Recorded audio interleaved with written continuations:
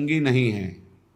सत्संगी और सांसारिक में इतना ही अंतर है कि सांसारिक पुरुष की मन बुद्धि में जैसा आया वैसा कर बैठता है, और सत्संगी उसके मन बुद्धि में जब कोई बात आती है तो उसको प्रमाण खोजता है। ये गुरु आज्ञा के अंतर्गत है कि नहीं है, ये शास्त्र आज्ञा के अंतर्गत है कि नहीं है। अगर नहीं तो वो नहीं करेगा, है तो भी करेगा। तो फिर उसका अध्यात्म में प्रवेश हो जाएगा। इसीलिए कह रहे हैं यहां सिद्धांत कि प्रथम होई हरि कृपा तब ही श्रद्धा उपजावे, साधु संग में प्रीति बढ़े, पुनि सद्गुण गावे। सबसे पहले हरि की कृपा हुई कि मनुष्य देह मिला। दूसरी कृपा हुई कि हमारी श्रद्धा भगवान और भगवान के भक्तों में हुई। ये भगवान की तरफ से मिली श्रद्धा है। इस श्रद्धा से जब हम संतों का संग किया, भगवत प्रेमी महाजनों का, तो उनके चरणों में हमारी श्रद्धा प्रीति बढ़ी, भगवान से भी अधिक। सातों सब मोहिमय जग देखा, मोते अधिक संत कर लेखा। बड़े श्रद्धावान भाग्यवान वो महत जन हैं जिनके हृदय में संतों के प्रति भगवंत से भी बढ़कर आदर है। बोले जब ऐसा संतों के प्रति आदर होता है तो उसमें भागवतिक सद्गुण प्रकाशित हो जाते हैं। भागवतिक सद्गुण से ही माया पर विजय प्राप्त की जाती है। माया जनित गुणों से माया पर विजय प्राप्त नहीं की जा सकती। भागवतिक सद्गुण भगवत प्रेमी महात्माओं के संग से आते हैं। जब किसी भगवत प्रेमी महात्मा को अपना प्रभु मान लिया जाता है, उनकी आज्ञा पालन की जाती है, तो भजन क्रिया जाने तब शब्द अर्थ पहचाने, होई अनर्थ निवृत्ति ज्ञान विज्ञान बखाने। जब संतों का संग किया जाता है तो भजन में प्रीति होती है, पक्का। भजन न होई संग बिनु, भजन बिना नहीं प्रेम, छिन्हु भजन न छाणिए, धरिए ध्रुवया नेम। भजनानंदी भगवत प्रेमी महात्माओं के संग का जब रंग चढ़ेगा तो भजन में प्रीति होने लगती है। भजन क्रिया जाने, कैसे भजन होता है। निरंतर भजन करने के लिए एक प्रक्रिया बताई थी आप लोगों को, अगर याद हो, कि अपनी जबान का अग्रभाग ऊपर के दांतों के जोड़ पे ऐसे लगा के बंद कर लो। अब मंत्र चलाओ, नाम चलाओ, तुम्हारी मौन स्थिति रहने लगेगी और निरंतर मंत्राकार वृत्ति। पर ये अभ्यास से होगा, एक दिन में नहीं हो जाएगा। देखो ऊपर के जो दांत हैं उनके जोड़ में ऊपर मसूड़ों के पास अपनी जिह्वा का अग्रभाग मोड़ कर लगाइए और ओठ बंद कर लीजिए। फिर नाम चलाइए। हवा जो श्वास बार बार आ जा रही उसकी ठसक में नाम मंत्र को उच्चारण कीजिए, जिससे भौरा गुनगुनाता है अंदर से। चल रहा है। इसको थोड़ा और जब ऊपर तालु के कर देते तो इसे खेचरी मुद्रा कहते हैं। इससे जो रस निकलता है वो बहुत पवित्र होता है, अंतःकरण को बहुत शीघ्र निष्पाप कर देता है। पर ये विषयी पुरुष नहीं कर सकता, उब जाएगा थोड़ी देर में। अगर ये प्रक्रिया बनी रही तो आपको बोलने की हिम्मत नहीं रहेगी। कोई बात करेगा तो जहर जैसा लगेगा कि ये मंत्र छूट जाएगा अगर इससे बात करेंगे। प्रारंभिक दशा में बहुत निरंतर भजन करने के लिए ये प्रक्रिया हमारे काम आई। पूर्व में ये बहुत काम आई। तभी हमसे पूछा जाता था, तुम्हारे वाणी है, तुम बोल लेते हो? ऐसी स्थिति में रहते थे। यहाँ वृंदावन में जिस आश्रम में रहते थे 8 महीना हो गए होंगे किसी से राधे श्याम नहीं बोले थे। तो उन्होंने एक दिन कहा, महात्मा तुम बोल लेते हो, तुम्हारी जबान है? तो हम कहा जी, यहाँ किसी से आप राधे राधे नहीं करते, जरूरत नहीं। जब राधे से राधे राधे हो रही तो और राधे राधे क्या करना है? अच्छा, क्योंकि अब वो जो जिस स्थिति में वही की बात समझेगा, आगे का तो समझेगा नहीं। आप अगर ये अभ्यास पकड़ लें तो निरंतर भजन करने की वृत्ति में पहला मौन और दूसरा निसंकल्प स्थिति जागरण कर देगा। और जो आपके अंदर अधिक रस, अधिक मात्रा में रस निकलेगा जबान के नीचे से, इस प्रक्रिया से निकलता है। और ऊपर कर ले खेचरी मुद्रा में तो अमृत जैसा रस निकलता है, बहुत दिव्यता आती। भूख प्यास पर विजय प्राप्त करने की सामर्थ्य इसी रस से आती है। ये यौगिक क्रिया है। ऐसे करके ये मुद्रा है, शांत, आंख खुली है बंद, मंत्र चल रहा है। देखो आप कर सकते हो, आप लोग किए, मंत्र चला रहे हैं, एकांत में इस क्रिया को करके देखना। भजन क्रिया जाने तब शब्द अर्थ पहचाने। ये आप साधारण मत समझना, जो आपको नाम मिला है, मंत्र मिला है, इसका अर्थ प्रकाशित होता है। इष्ट देव, जैसे जैसे आपका मंत्र चलेगा, आपके हृदय में द्रवण क्रिया होगी। उस द्रवण क्रिया में सबसे बड़ी सावधानी है कि किसी से प्रियता ना होने पावे, नहीं हटा नहीं पाओगे। द्रवण क्रिया में यदि किसी से प्रियता हो गई तो छाप लग जाएगी। हृदय द्रवित होता है मंत्र जपने से, ध्यान रखना। उस समय किसी से भी अपनापन ना होने पावे। किसी से अपनापन हुआ तो इतने जोर का होगा कि उसे मिटाने के लिए फिर और डट के भजन करना पड़ेगा। हृदय में जब द्रवण क्रिया हो, ऐसा बावरापन चढ़े, तो उसे बिल्कुल बाहरी उदासी रखना चाहिए, किसी से प्रियता नहीं, तो सीधे इष्टाकार वृत्ति होती है। सारे अनर्थों का नाश हो जाता है। जो पाप कराने वाली प्रवृत्ति है, वासना और जो पाप, दोनों का, बोले होई अनर्थ निवृत्ति। जब साधु संग हुआ तो साधु संग से, गुरुजनों के प्रताप से भजन करने की पद्धति पता चली, कैसे भजन निरंतर किया जाता है। उससे हमारे हृदय में भजन का अर्थ प्रकट हुआ। उस अर्थ से सारे अनर्थ की निवृत्ति हो गई। पाप प्रवृत्ति, पाप, इनका नाश हो गया।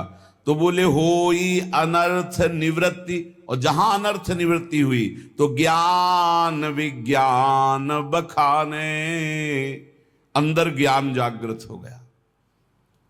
विज्ञान, जो ज्ञान हुआ उसका अनुभव हो गया उसे। थोथा ज्ञान नहीं, केवल वाणी वाला, अनुभव में आ गया, क्योंकि भजन है।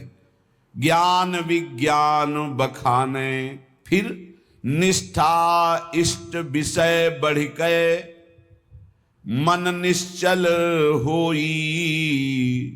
छिन छिन रुचि उपजाई नेह जग के सब खोई। निष्ठा इष्ट विषय बढ़ के मन निश्चल होई। मन अपने आराध्य देव के चरणों में निश्चल हो गए, हट ही नहीं सकता। फिर छिन छिन रुचि उपजाई, अपने आराध्य देव में प्रतिपल ऐसी प्रीति उमगी कि देह कुटुम ते जाए छूट सब ही विधि ना तो। नेह जग के सब खोई। शरीर संबंध, शरीर के भोग संबंध, शरीर के और रिश्ते नाते संबंध, ये सब झूठे हैं, ये अनुभव होने लगा। तो होई तबे आसक्ति, प्राणपति नयनन झलके। गद गद पुलकित अंग प्रेम रस भीनी पलके। अपने प्रिया प्रीतम में अत्यंत आसक्ति प्रकट हो गई। वो आसक्ति इतनी जोर की कि प्रिया प्रीतम नेत्रों में विराजमान हो गए। अब तो कभी वो गदगद कंठ होकर पुकारता है, कभी रोता है, सदैव कपोल उसके गीले रहते। प्रेम रस भीनी पलके। स्वप्रकाश निज भाव प्रकाशे तन मन माही। प्रेमी प्रेम निकेत प्रेम परसी पर छाही। जे ही प्रिया प्रीतम का साक्षात्कार हुआ कि उसे अपने सहचरी वपू का दर्शन हो गया, प्राप्ति हो गई। स्वप्रकाश निज भाव प्रकाशय तन मन, सहचरी भाव का मन मिल गया, सहचरी भाव का तन मिल गया, सहचरी भाव मिल गया, भाव देह और भाव मन दोनों की प्राप्ति हो गई। ये गुरु प्रदत्त भजन के प्रकाश से प्रेम निकेतन निकुंज महल में वो पहुंच गया और प्रिया प्रीतम की परछाई की तरह उनके साथ रहने लगा शरीर रहते हुए। यह है गुरु प्रदत्त भजन का प्रभाव। अवतारी सब अवतारन यह नित्य बिहारी, श्री राधा वल्लभ लाल प्रगट लीला विस्तारी। यहीं से सब अवतार होते हैं। हमारे प्रभु राधा वल्लभ लाल बिहारी बिहारी जो नित्य बिहार करते रहते, इन्हीं के अंश से ब्रह्मा विष्णु महेश, इन्हीं से सब अवतार प्रकट होते हैं। अवतारी सब अवतारन पर यह नित्य बिहारी, श्री राधा वल्लभ लाल प्रगट लीला विस्तारी। वृंदावन नवनिवृत्त निकुंज में सिंहासन पर विराजमान युगल सरकार, इही विधि सिंहासन पर राजत, कैसे राज रहे, इही विधि, कौन सी विधि, अंसन पर भुज दिए बिलोकत इंदु बदन बिबियोर, करत पान रस मत परस्पर लोचन त्रसित चकोर। नौ किशोरी नौ किशोर गलवैयां दी हुई एक दूसरे को देख रहे। इही विधि सिंहासन पर राजत रूप निहारे, गौर श्याम अभिराम कोटि मन मथ लखिवारे। ऐसे सुंदर हमारे प्रिया प्रीतम हैं कि करोड़ों काम की छवि न्योछावर है इन पर। अब करोड़ों काम की छवि तो कह दी गई और आपने सुन ली। एक काम पूरे त्रिभुवन को बिना प्रकट हुए अपने अधीन किए है। अगर प्रकट हो जाए तो इतना सुंदर है कि त्रिभुवन में काम से सुंदर कोई है ही नहीं। काम और रति से बढ़कर कोई सुंदर नहीं। तभी भगवान को कोटि मनमथ मनमथा, करोड़ करोड़ कामों के मन का भी मंथन करने वाला कहा गया है। तो गौर श्याम अभिराम कोटि मनमथ लखिवारे। ऐसी ये जुगल जोरी सिंहासन पर विराजमान, परस्पर एक दूसरे के नेत्रों में चंद्र चकोर की भांति सखियां कह रही करोड़ों काम न्योछावर हैं इनकी रूप माधुरी में। वो भाव देह प्राप्त महापुरुष इनका अवलोकन कर रहा है। नव किशोर सुकुमार अंग, छवि कहत न आवे, कोटि शारदा थके भाव अनुभव कछु गावे। कह रहे कि अगर करोड़ों सरस्वती हों तो भी हमारे प्रिया प्रीतम की रूप माधुरी छवि शोभा का वर्णन नहीं कर सकती। वो भावदेह प्राप्त उपासक देख रहा है कि सिंहासनारूढ़ परस्पर चंद्र चकोर नेत्र भय शोभाभिराम श्यामा श्याम विराजमान है। नव निकुंज अभिराम श्याम संग नीको बन्यो समाज, जैसी हित हरिवंश विलास रास जुत जोरी अविचल राजू। अब प्रिया प्रीतम को रिझाने के लिए सखियां नृत्यति गावत पटति उघट संगीत सुनावे, सहचरी ताल मृदंग बीन रसलीन बजावे।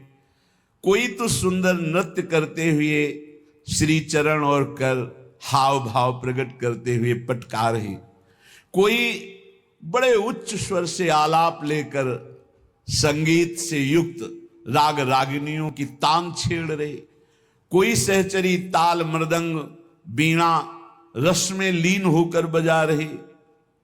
प्रिया प्रीतम विराजमान है तो कोई सखी चंवर मोर छल पान दान रूमाल लिए कर, लाल रूप हित प्रीति पीक दानी पाई ढर।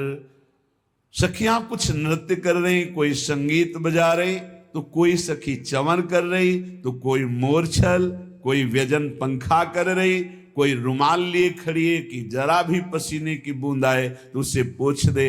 रूपलाल जी महाराज कह रहे हैं कि मुझे सेवा मिली है पीकदानी की, मैं पीकदानी लिए सामने अपने सहचरी स्वरूप में विराजमान हूं। लाल रूप हित प्रीति पीकदानी पाई ढर, पटभूषण बनमाल लाल ललना तन सोहे। बहुत ही सौभाग्यशालिनी सहचरियां कोई वस्त्र बनी हुई हैं, कोई आभूषण बनी हुई, वहां कोई और वस्त्र आभूषण नहीं, सखियां बनी हुई। ये सौभाग्य है। प्रिया प्रीतम के श्री अंग का स्पर्श पट आभूषण के रूप में सहचरियां प्राप्त करती। वहां कोई लौकिक स्वर्ण चांदी आदि आभूषण नहीं, कोई और रत्न नहीं है। ये सब नित्य भजनानंदी महापुरुषी प्रिया प्रीतम की पोशाक बनते हैं, प्रिया प्रीतम के आभूषण बनते हैं। पटभूषण और बनमाल लाल ललना तन सोहे, शीस चंद्रिका मुकुट लटक त्रिभुवन मन मोहे। प्यारे जू एक दूसरे के प्रेम में ऐसे रंगे हुए हैं कि प्यारी जू के श्रीअंग की पोशाक प्यारे जू के रंग की, और प्यारे जू के श्रीअंग की पोशाक प्यारी जू के श्रीअंग के रंग की।